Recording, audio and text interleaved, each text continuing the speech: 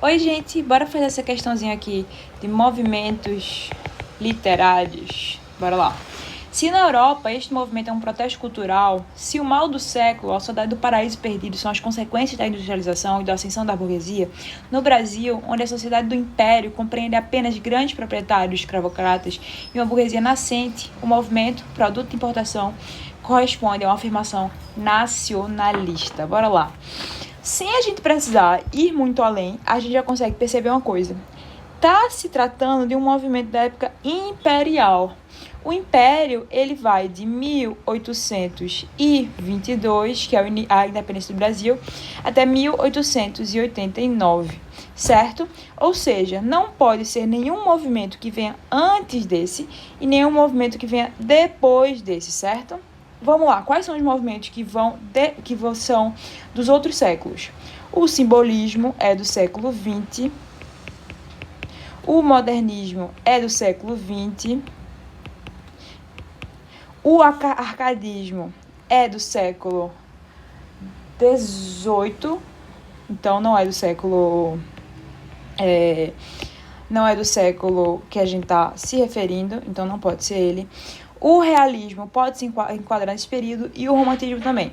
Então, de cara, a gente já eliminou 3 alternativas: simbolismo, o modernismo e arcadismo. Mesmo assim, a gente consegue perceber que não se referia a isso. Por exemplo, tá vendo aqui que na Europa ele está falando do mal do século? Em momento algum, nesses movimentos que a gente eliminou, vai ter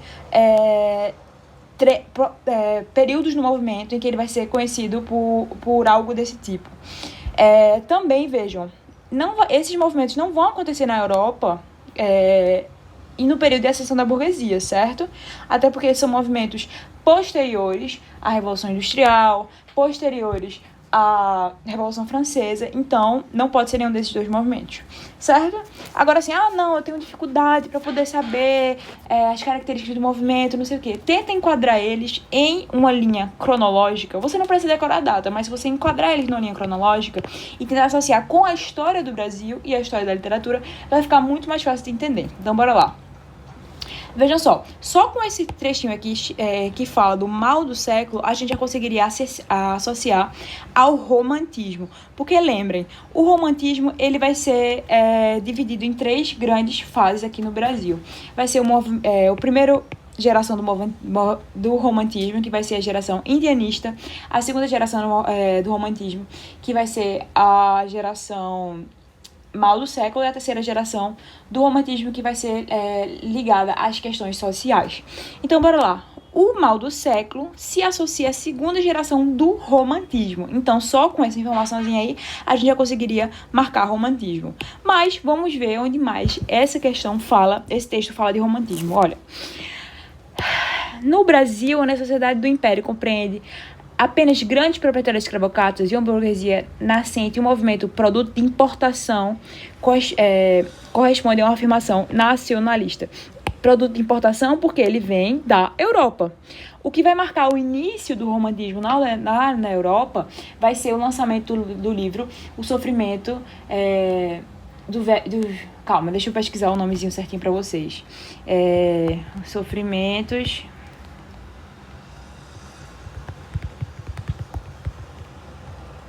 Aqui, Os Sofrimentos do Jovem Werther.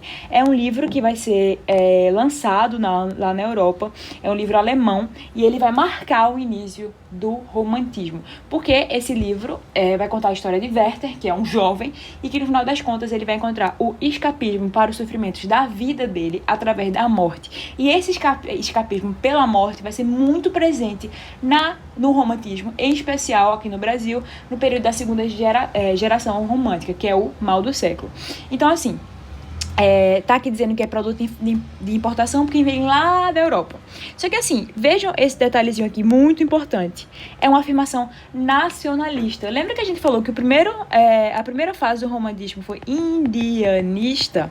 Porque eram romances relacionados ao cotidiano indígena. Eram romances que não retratavam o indígena da maneira com que ele é, mas eram romances que retratavam a cultura indígena. Então era uma afirmação nacionalista, porque esses romances tentavam colocar dentro do livro as características do indígena brasileiro. Então era uma afirmação do que a gente tinha apenas no Brasil, podendo ser considerado uma afirmação nacionalista.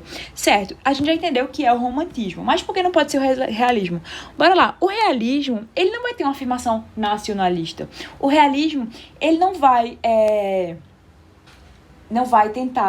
ter escapismo na morte, não vai ser chamado de mal do século, não vai ter essas características relacionadas ao romantismo. O realismo, ele vai tentar ser o mais fiel, o mais fidedigno à realidade. A gente poderia citar um grande autor do realismo, o maior autor do realismo, seria Machado de Assis para os vestibulares tradicionais, mas todos os grandes estudiosos de Machado de Assis falam que Machado não se enquadra em nenhum movimento literário, porque Machado não é uma coisa simples de se estudar, mas como os vestibulares tentam enquadrar ele no realismo, vocês colocam ele no realismo. Então, não é realismo, é romantismo. Espero que vocês tenham entendido, espero que vocês tenham gostado da resolução. Abraço e fiquem bem.